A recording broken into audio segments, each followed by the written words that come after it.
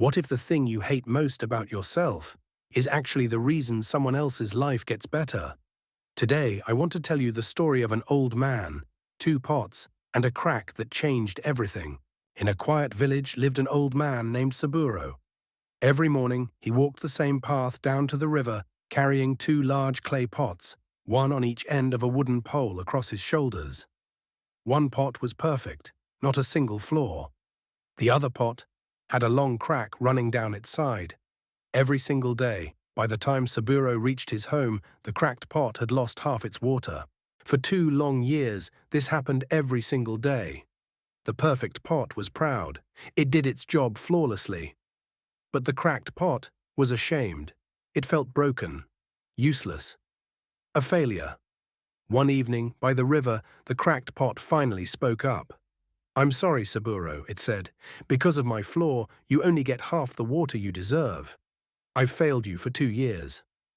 Saburo smiled gently and said, "Tomorrow, on our walk home, I want you to notice something."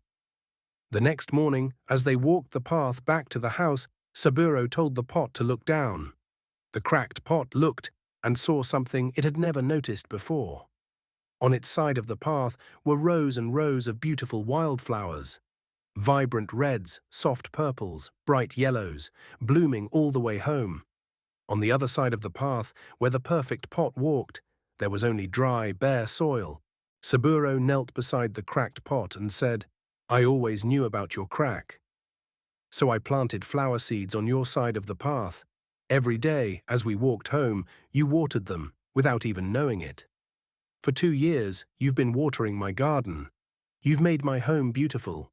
If you weren't cracked exactly the way you are, none of these flowers would exist.